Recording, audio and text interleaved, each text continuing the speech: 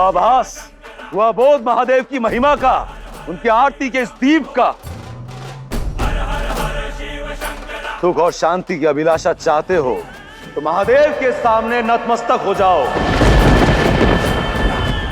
और रम जाओ उनकी भक्ति में।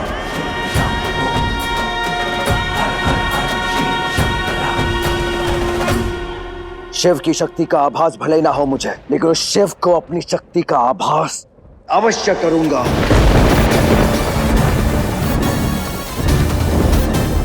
अपनी शक्ति से इस लौ को नष्ट अवश्य करूंगा।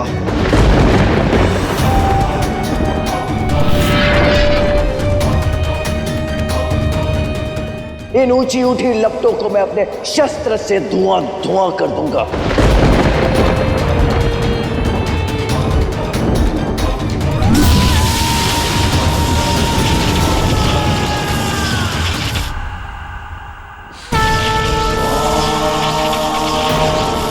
अंधकार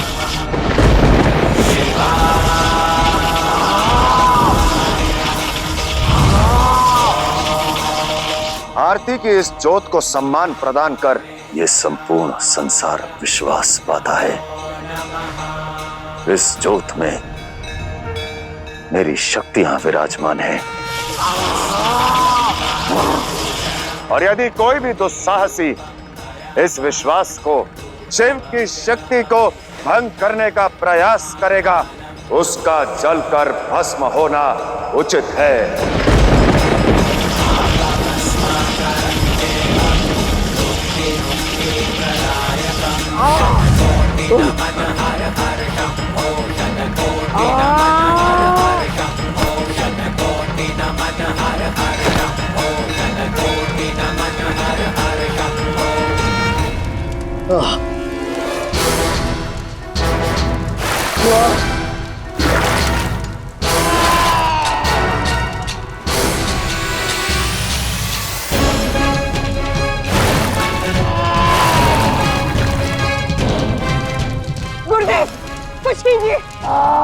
सदगुरु बुझाइए इसे। ऐसा लग रहा है कि मैं चिता में भस्म हो रहा हूँ।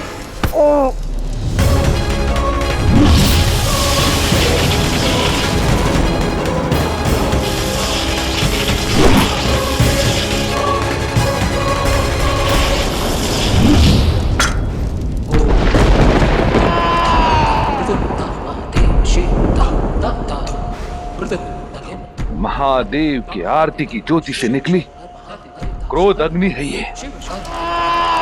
इस पर वश पाना मेरे वश में नहीं है। नहीं, अब और पीड़ा सहन नहीं होती। कैसे मिलेगी मुझे इससे मुक्ति? शिव की शरण से, शिव की शरण से, जिन्होंने विष पीकर संसार की पीड़ा हर ली, वो तुम्हारी पीड़ा भी अवश्य हर लेंगे। अंधक, शिव की शरण में जाओ, महादेव से क्षमा मांगो। महादेव पश्चाताप करने वाले पर अपनी कृपा अवश्य करते हैं, अपनी कृपा अवश्य करते हैं। असंभव! शत्रु से क्षमा अर्थात समर्पण। मैं यह समर्पण करने नहीं, स्वामी बनने आया हूं, स्वामी बनने आया हूं।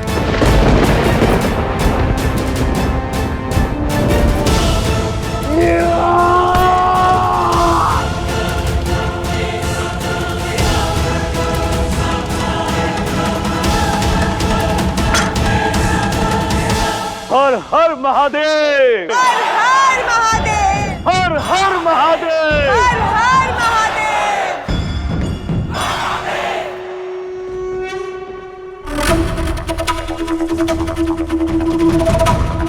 ये भाग्य की कैसी विडंबना है, नियति का कैसा खेल है जिनसे ये समस्त सृष्टि उपजी है। वो महादेव स्वयं अनजान है कि अंधकासुर उनका पुत्र है, उनका अंश है। और यदि शिव आरती की ज्योत से शिवांश भस्म हुआ तो शिव शक्ति का सम्मान तार तार हो जाएगा।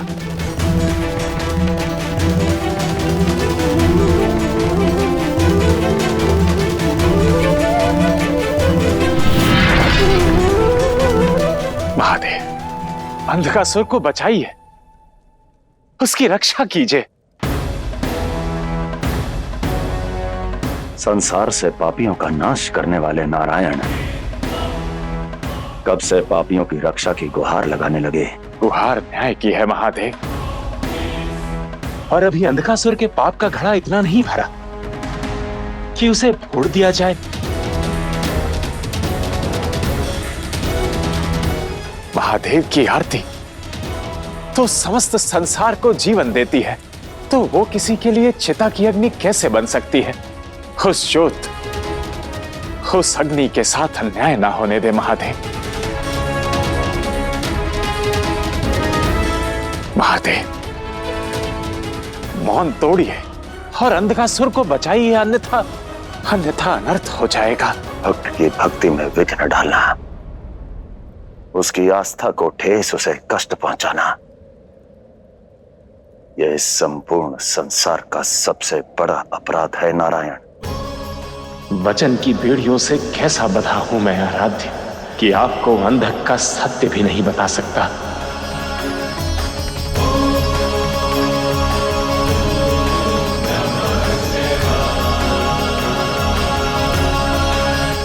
वो दंड को दंड दिया जाता है, दया का अमृत नहीं। और शिव की ज्योत को बुझाने वाला जल जाना चाहिए, यही न्याय है। किंतु महादेव, ये न्याय नहीं, अन्याय है। नारायण, शिव के कैलाश में खड़े होकर आप शिव के न्याय पर प्रश्न उठा रहे हैं। क्षमा कीजिए देवी, किंतु मैं प्रश्न नहीं उठा रहा हूं, परामर्श दे रहा हूं, अंधकासुर के पापों का लेखा जोखा बता रहा हूं। और न्याय संगत भी यही कहता है कि किसी को भी उसके पापों के अनुसार ही दंड मिलना चाहिए। और अंधकासुर का दंड इस क्षण दाह नहीं हो सकता देवी।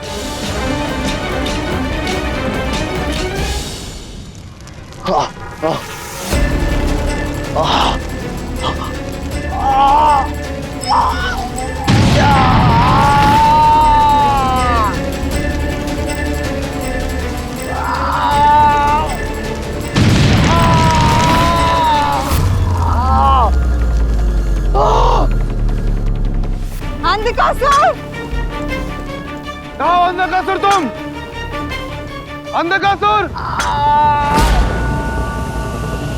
अंधकासुर! पुत्र! कोई बुझाओ इसे।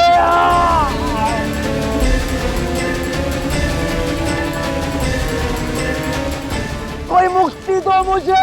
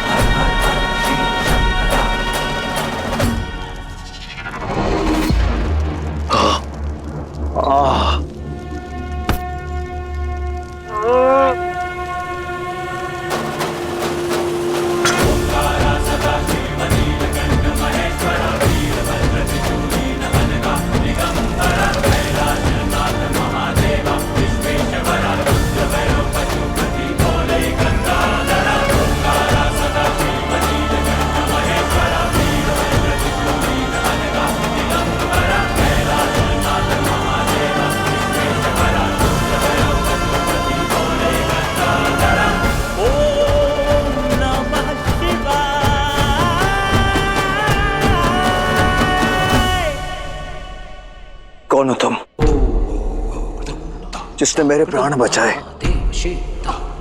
उस शिव ज्योत के भयानक ताप से मुझे मुक्ति दिलाई, मेरे मन को शांति दिलाई। परिचय दो अपना। शिव की अग्नि को कौन शांत कर सकता है? स्वयं शिव। शिव शिव।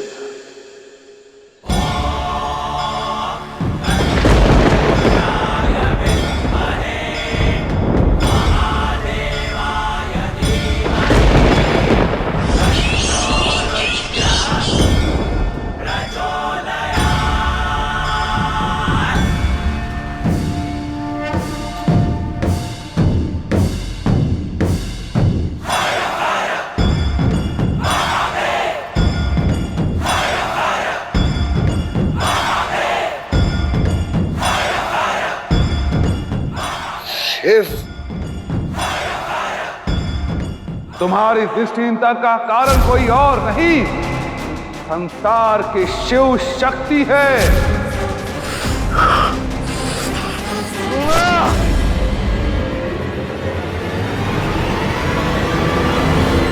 अर्थात मेरा परम शत्रु।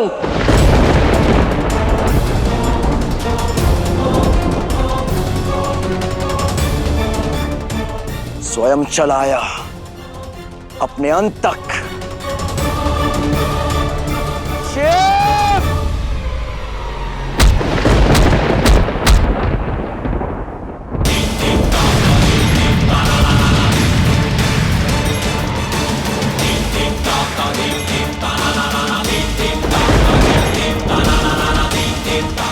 इसमें इतना बल कि मुझे पृथ्वी से हिला दिया।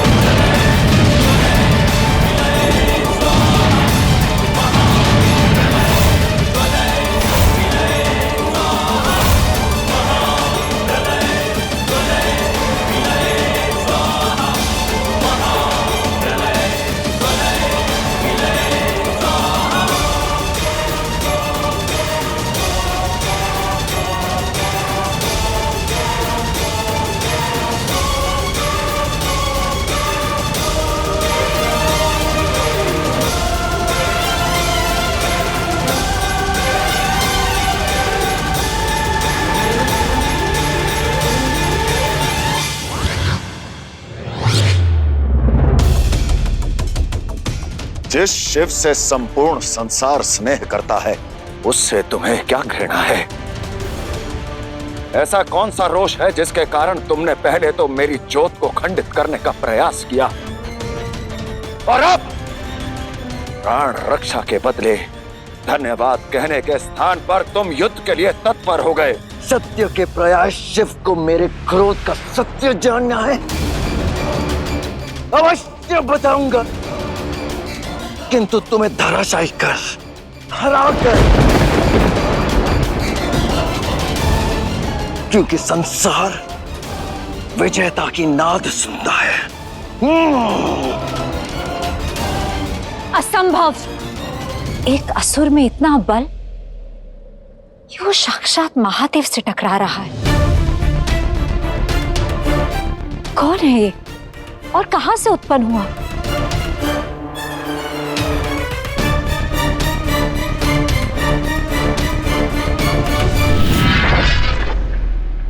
कैसे बताऊं देवी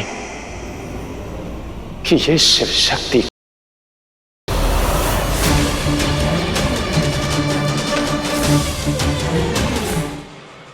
अंधकासुर! अंधकासुर! ये तो महादेव के क्रोधित स्वर है। कहीं अंधकासुर महादेव से तो नहीं उलझ गया? चलिए गुरुदेव। अंधकासुर!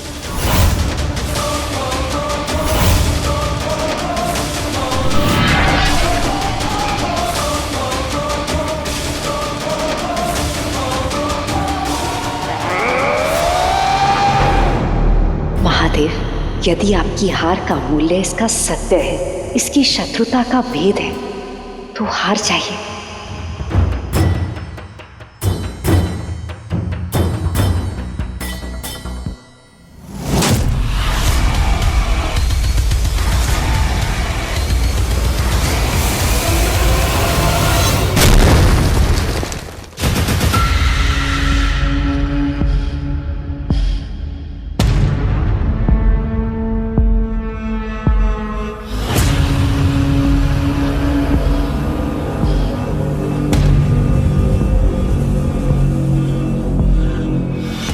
अंधकासुर, तुम जीत गए और मैं हार गया।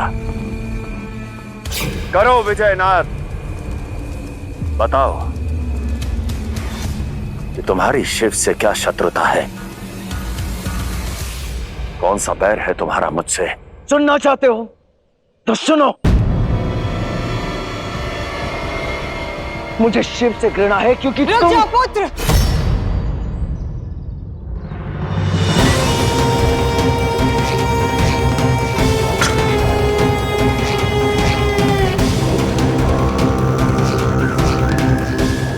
मौन रहो और कुछ कहने की कोई आवश्यकता नहीं।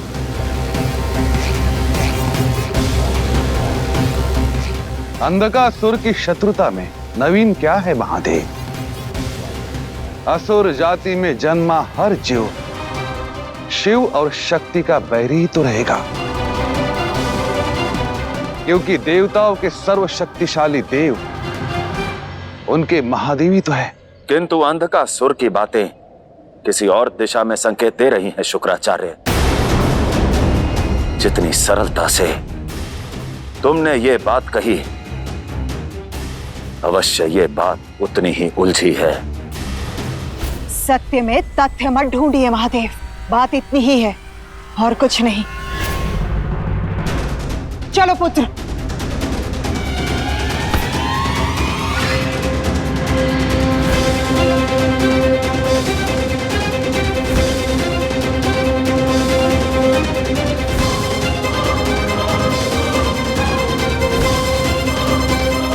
महादेव, तिथि के सत्य में मिथ्या की दुर्गंध घुली हुई है। एक असुर में भला इतनी शक्ति कैसे हो सकती है? अंधकासुर की शक्ति का भेद उसकी उत्पत्ति की कथा खोलेगी देवी।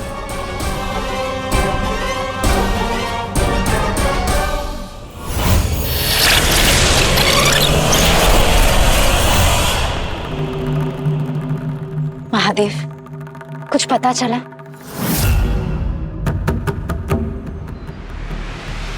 नहीं देवी,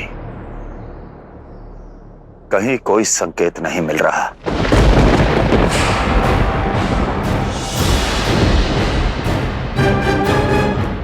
ऐसा कैसे हो सकता है? साक्षात महादेव किसी व्यक्ति का भूतकाल नहीं देख पा रहे। कैसे पता चलेगा अंधकासुर का सत्य? नारायण नारायण नारायण।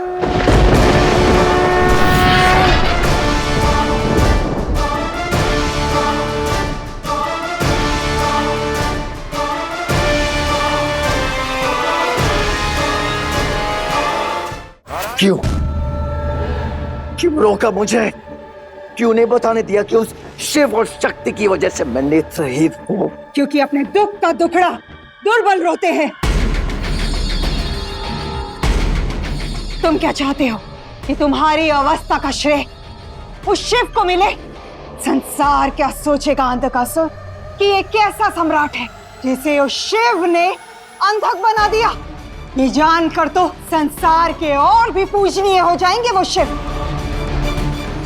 पुत्र पुत्र, पहले अपनी श्रेष्ठता सिद्ध करो, शिव को हराओ, उसके बाद सत्य बताना।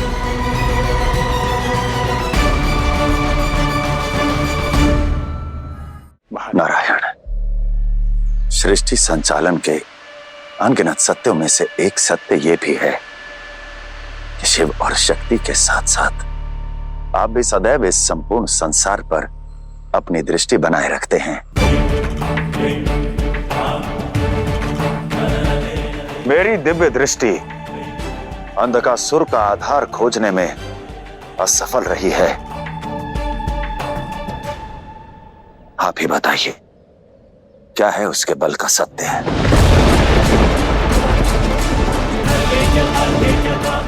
हाँ नारायण, अंधकासुर की उत्पत्ति की पूरी कथा बताइए।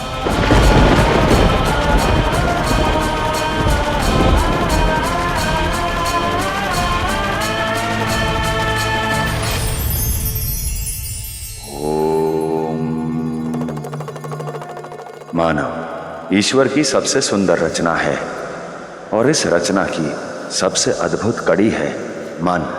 जब सुंदर होता है, अच्छे विचारों का स्वामी होता है, तब उसकी सुंदरता मुख के सौंदर्य को मात दे देती है। मन के मैल को शब्दों की मिठास से ढकना कीचड़ के ऊपर रंग लगाने के भांति होता है। क्षण भर के लिए भाव अवश्य ढक जाएंगे, किंतु दुर्गंध द्वंद्व का पता अवश्य बताएगी।